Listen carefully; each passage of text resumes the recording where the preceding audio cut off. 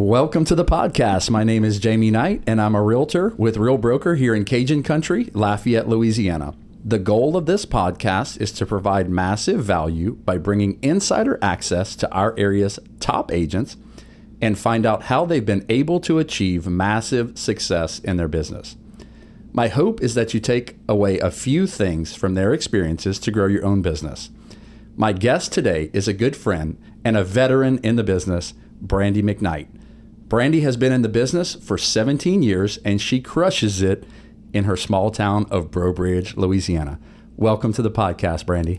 Oh, thanks for having me. Thanks for coming out to St. Martin Parish to visit with me today. Yeah, awesome. So we are sitting in Brandy's office, which is an old home, and we're going to share some pictures on our social media. So I can't wait for you guys to see kind of where we're sitting, because we're sitting right along the banks of the Bayou Teche in historic Breaux Bridge, Louisiana, and sitting at a table that was made for her, a cypress table. So it's amazing. So we're going to share a couple of pictures on our social media, so I can't wait for you guys to see that. So Brandy, tell us how you got into the real estate business. I've always been really interested in real estate, and right out of high school, I shared with my parents that I was going to become a realtor. And my dad said, no problem, but first you're going to finish college. Right. And my mom said, no, that's crazy. You need to get a real job. And I said, it is a real job, but a promise is a promise. I'm going to go to college, I'm going to finish, and then I'm going to become a realtor. So halfway through college, I lost my dad really young. And I said, I don't know if that promise still counts. But my uncles quickly reminded me, a promise is a promise. You must finish college. So I finished college. And upon finishing college, I decided I was going to real estate school. Right. And once again, I let people talk me out of it. And I took a job, and I worked in a dental practice for 10 years. And a patient of mine came in. She was a realtor, Elisa Melanson. Okay. She worked for Coldwell Banker, Pelican at the time. This lady was phenomenal. She was well known in the real estate industry. And she just randomly said one day, I think you need to be a realtor. And I went, I think I need to be a realtor too. I've been thinking that for a long time. I've been thinking about that for the last 10 years. And it was a few weeks later, my boss came to me and said, I have some bad news. And I said, what's the news? And he said, I'm ready to retire. And I said, that's the best news I've heard ever. Like, that's the greatest news. Right. Congratulations. I'm taking off 2 weeks for vacation, and I'm going to real estate school. Nice. So he supported me in that decision. I went ahead, went to real estate school, finished the course quickly, promised him I would stay during the transition for the new doctor to come in to the practice. I fulfilled that promise too. And then cold turkey, jumped into real estate, both Nice. feet, no job. Nice. Yes. Yeah, that's awesome. So the started at the dental practice. Yes. And then jumped right into real estate. Yes, but the dental practice wasn't my first actual job. What was the first job? So my dad owned a little service station in Breaux Bridge, and I used to pump gas there for him. I'd pump gas. We'd clean people's windshields. It was a full service station.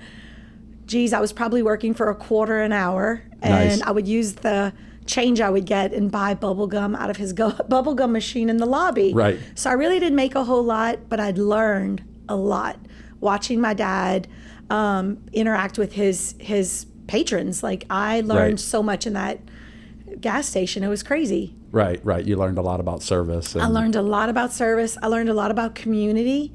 And really, that community became a second family to us. So I think that's where my love for Breaux Bridge started. Right. This parish is so special. People say all the time, how can you sell real estate just in that little small town? And I tell them, because why would someone ever want to live somewhere else? Right. Like, it is the best place to raise a family. Community runs so deep here, and I truly love this place. Nice. And you can tell. You can definitely tell. It's just my place. I love it so much. Nice. They've got a lot going on. And St. Martin Parish is actually one of the highest and fastest growing parishes in our regional area. I think it was one of the only parishes that increased in value, that had growth Yes. over the last couple of years. So that's cool. That says something about Breaux Bridge. But they also have a great mayor. And one of my best friends Yes. her dad's a mayor. Claire? Yeah, Claire. Yes. So she's awesome. And Breaux Bridge Mayor has got Yes. such a great thing going on, and he does so much for the community. He's been very progressive. He's been running our community like a business. and the town's prospering. We have a lot of good things happening here. We also have people like Jenny Stelly over at SMETA, the St. Martin Economic Development Group, and Right. she's just kicking it into high gear. Nice. Yes. Nice. That's awesome.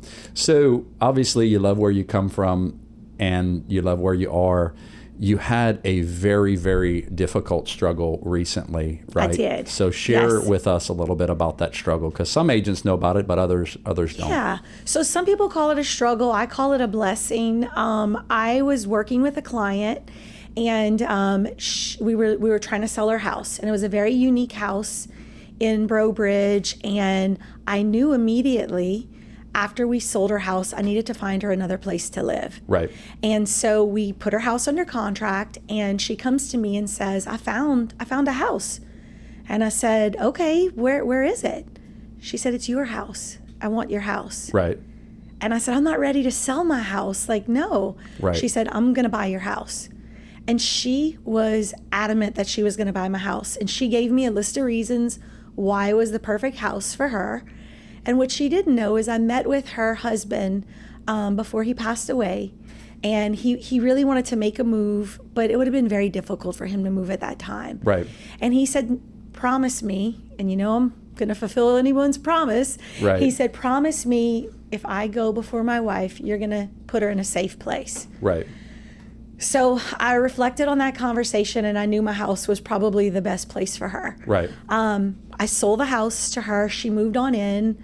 The next Monday, I was extremely exhausted from moving all weekend. I gotcha. And I went for a routine mammogram, and I could see it on the x-ray tech's face. The minute I had the mammogram, something wasn't right. Gotcha. And so the very next day, I was with some fellow agents. We were at lunch, and I got a phone call from the doctor saying, I need you to come back to my office. Please don't come alone.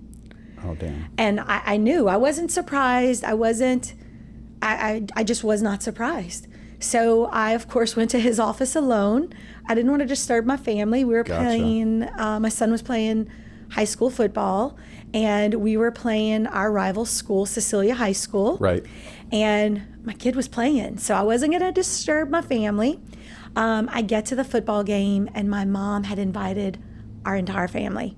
She was so proud her grandson was playing football. Right. The whole family was there, and I sat through that entire game Wow. knowing I had cancer, and I just kept my mouth shut, and I just waited for them to leave.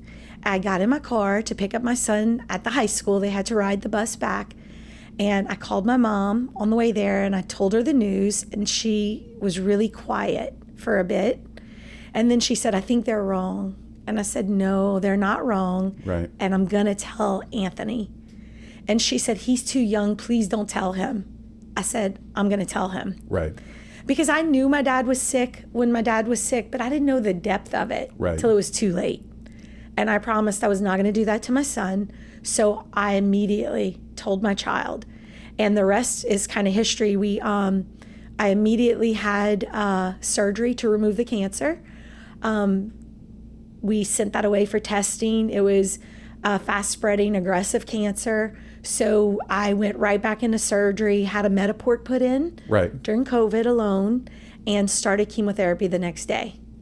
So I did several months of chemotherapy, followed by radiation. And it was tough, but I really, really reflect back on that experience as a blessing. I learned so much those couple of years that I was going through that. I'm still having infusions and treatments. I'm still dealing with the side effects of cancer, but I'm better. I'm a better person for having cancer, for sure. That's for sure. awesome. Yeah. So expand on that a little bit for us too, because I know your mindset, and we chatted before, is just amazing. You don't look at this as something like that is a negative. You look at it as something that is potentially a positive for your life. Yeah. I feel like being very vocal. I immediately told all my clients, hey, I'm sick. At that point in my career, I was carrying about 50 listings at once. And I'm kind of a one-girl show. I don't have anybody that works with me. I don't have a showing agent or an assistant Right. or a transaction coordinator.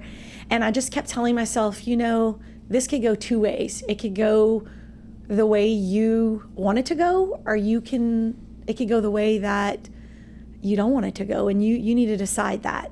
So I was very vocal. I told everybody I was sick. I immediately had conversations with my clients, very open. I announced it on social media so everyone knew. Right. This community is a family. I had people dropping off food. Everybody kind of rallied around me. People say, I like to suffer in silence. Well, that's crazy. You need to be vocal, because until you speak up, you don't know how many people really care about you. Yeah, give them the opportunity. Yeah, and I knew if I could keep two of these three things under control, that I would be fine. Okay, I want to talk about those three things. So those three things were my mental health, my emotional well-being, and also my physical well-being. Okay. I knew physically I was in for the ride of my life, that chemo would not be easy on my body. I was not taking very good care of myself before I found out I had cancer. I was overworked. I was very stressed. I remember working so hard that I'd fall asleep on the couch with my laptop in my lap and my shoes still on. Right. And I'd wake up the next morning and say, well, geez, you never went to bed. So I knew physically I was not taking good care of myself. So I told myself very early on, you better nurture your mental health, and emotionally, you better be ready to fight.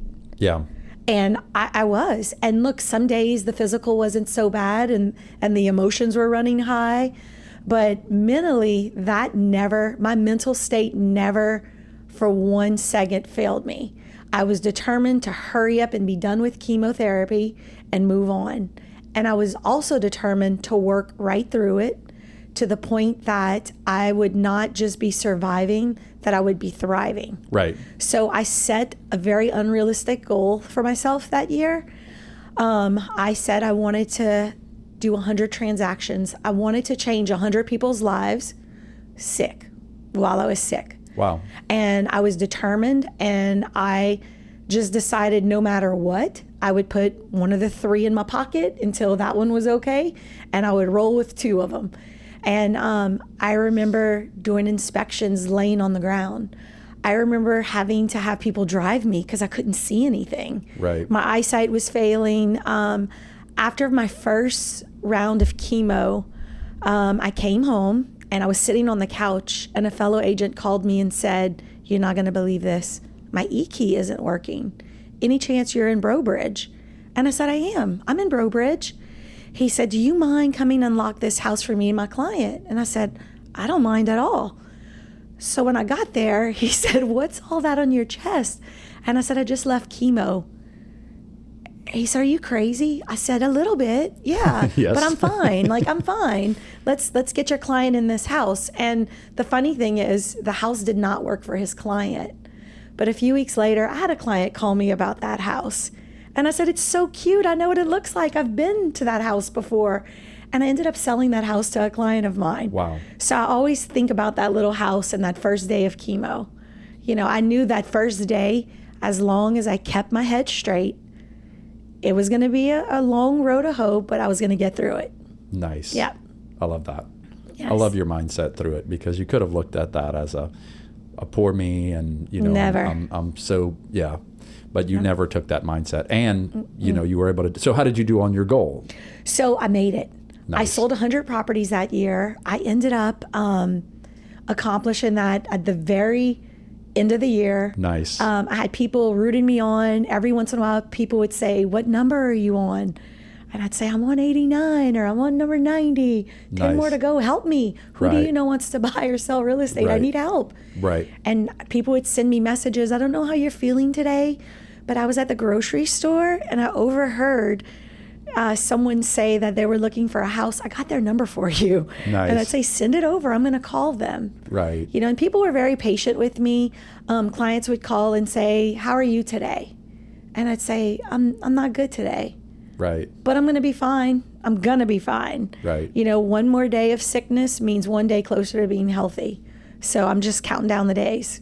Nice. I Yeah. love that. Yeah, you're so awesome, and I remember kind of, you leveling up every year and seeing your progression. And it's just so crazy that you were able to do that through the midst of what you had going on physically. I was determined. I was so determined. And, 1 in 8 women will suffer from breast cancer. And I think that this has given me a platform to let people know it's okay to be sick. It's okay to share that with others. And so many realtors that had breast cancer before reached out to me, and people don't want to talk about things like that, but I feel like our community of realtors, they're not afraid to have the tough conversations. They would call and check on me. I had agents tell me that their whole office prayed for me. Nice. At their office meeting. Like, how touching is that? Yeah. And then I'd have random agents that I don't really even know call me, and I'd have a conversation with them, and they would say things like, "You don't sound like you're feeling good." I'm like, "Oh, I'm not. Let me share with you what's going on." Yeah. And they would call back to check on me, and they would say, "Hey, can we pray together right now?" And I said, "Oh my goodness."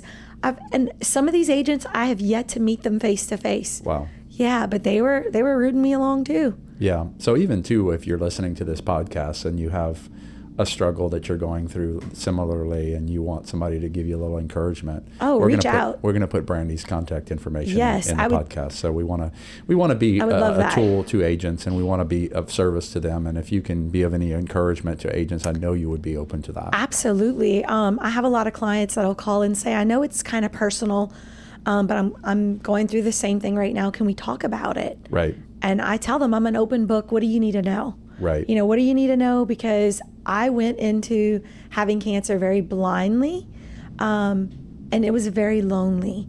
With COVID being in full effect, it was the matter of being dropped off at a hospital alone, having surgery, being wheeled down and put in a vehicle and taken home. And chemo, you're sitting in a room of strangers, and it was still comforting because all these people were going through something. Right. And I remember one day I went for chemo. It was my second chemo treatment. And at that point, I didn't know a whole lot, but I knew more than the elderly gentleman sitting next to me having his first round of chemo. Right. He started asking me questions, and he said, "Does it hurt when they put that needle in your port?" And I said, "Well, you didn't numb yours?" And he said, "No. What am I supposed to do?" And I said, "Oh, Pops, hold on. I have some numbing cream." Right. So we put it on him, and he asked me to wait with him because his wife couldn't come in. Right. And she was in the car, in the parking garage, waiting for him. Wow. And he asked me to wait with him while they put the connection into his port. And I did.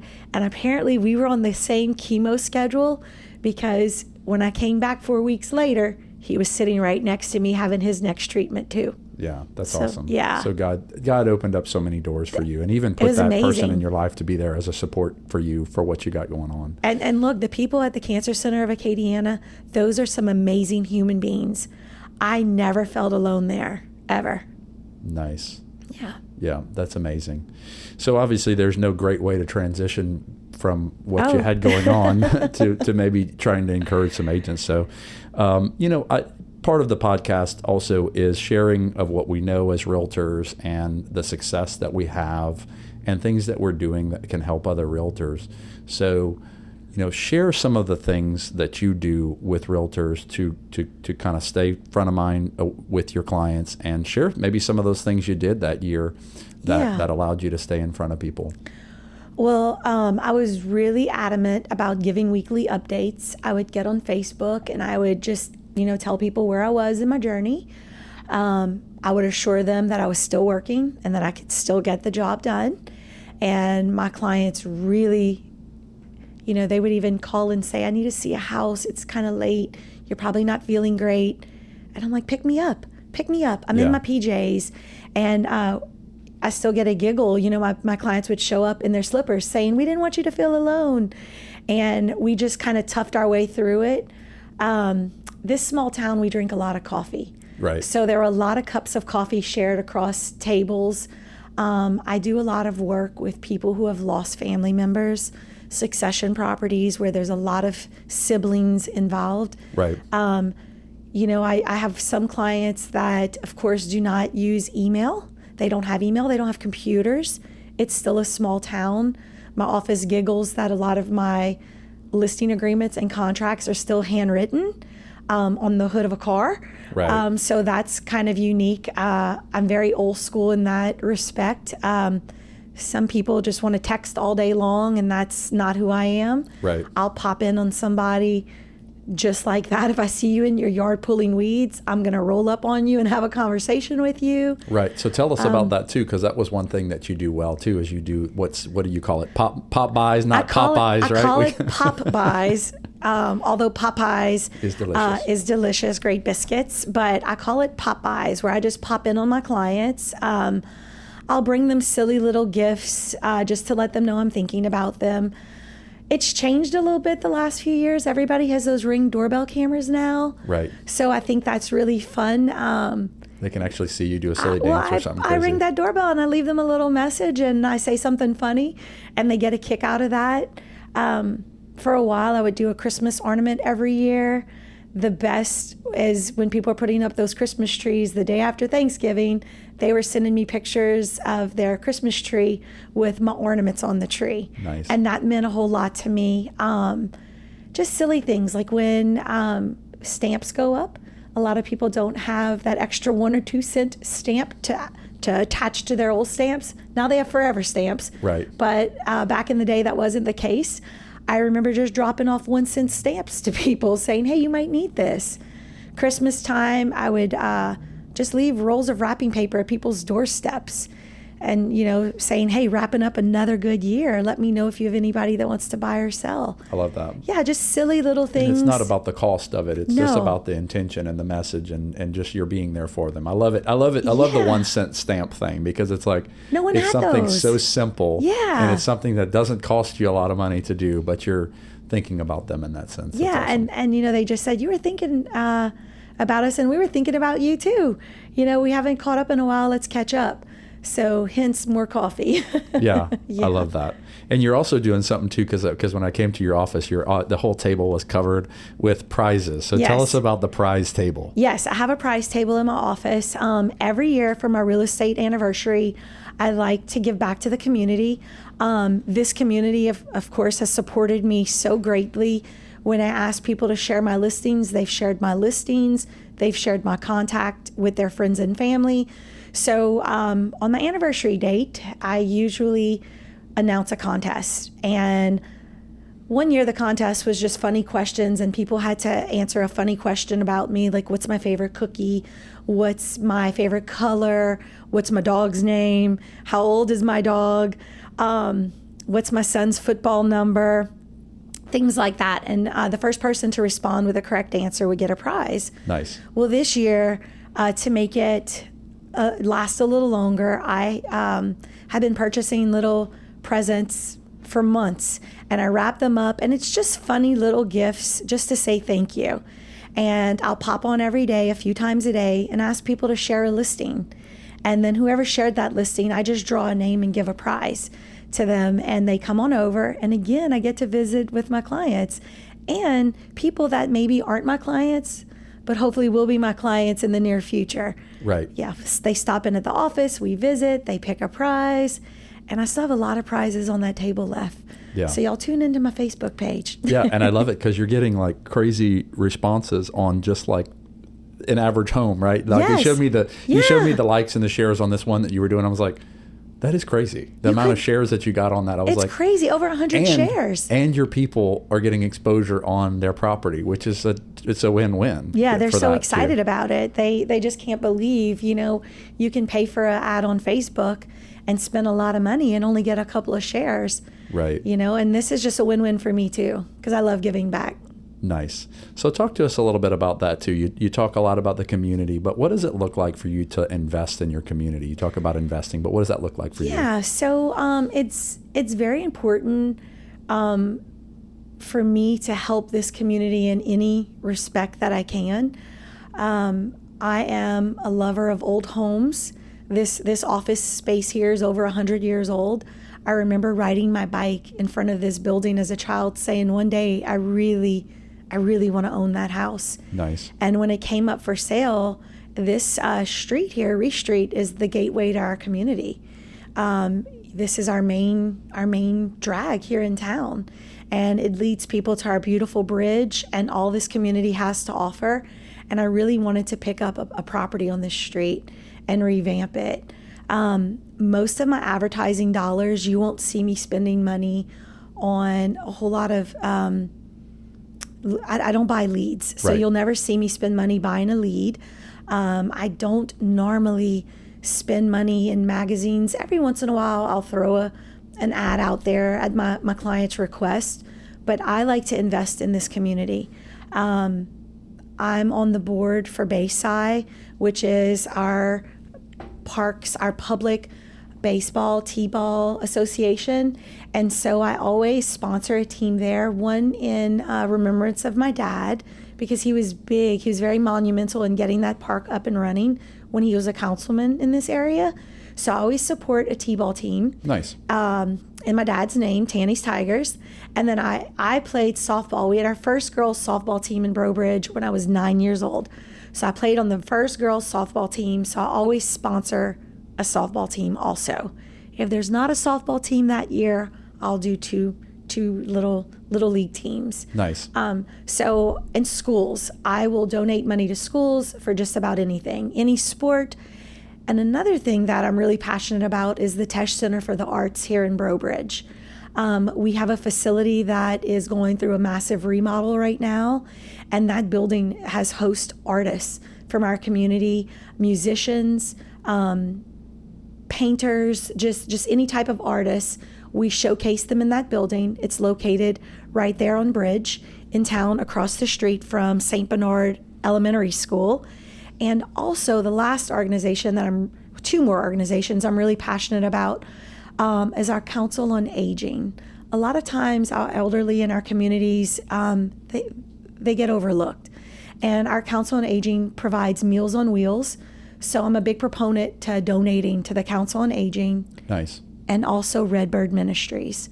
A friend of mine who was a fellow realtor, she was a friend turned client turned realtor, has an organization called Redbird Ministries where they support families of child loss. And there is no other program in our community, in our diocese, that works that hard to really take these families in and support them through that loss. And so those organizations are very passionate to me, and I'm all about supporting where we live, shopping local. People will travel all over the place to shop, but we have amazing places right here in this little town that I can find just about anything I need. Yeah, I like that. Yeah, and that's a similar. You hear that with other top producers who have their towns that they really just love on and they support. So it's a similar theme too from other top producers. So if people are listening to this, I always say, hey, it's a similar theme. It's working for them. Invest in your local community. And I mean, it does. What's the worst thing that could happen? Somebody gets supported. You know what I mean? Right. It's amazing that y'all are doing that. And those people will support you. They will carry you through the roughest of times. An agent, when I was first starting out, said, you need to broaden your horizons. You can't make it in a small town selling real estate. And I said, I can. I will. Yeah. And I did. And I love it here. This is home. This is home to me. Yeah, absolutely. So as we're kind of wrapping it up, just tell us one more thing maybe that you would tell to other agents that may be listening, to give them a little bit of encouragement, especially 2024. We're going through a crazy year. So give us a little encouragement. What would you do if you were an agent listening that's looking to grow their business, or maybe they're feeling like they're in a funk right now? What would you tell them? Well, first I want them to know they're not alone. They're not alone. They need to reach out if they're struggling. They need to approach an agent that maybe has a little bit more experience in the business. I've never had an agent say, no, I'm not going to help you. Right. Ever. At the end of the day, we're here to help each other and support each other. I would tell them, you know what? Don't make it about real estate. Make it about community. Get out in your community and do good by others. When you're out there and people see you out there, they're going to want to do business with someone like you, but Right. be genuine with it. You know, support causes you believe in. You will meet new people. Go to the local food pantry, work there, you know, but just do good, and good will come back to you. Yeah, I love that. That's so awesome.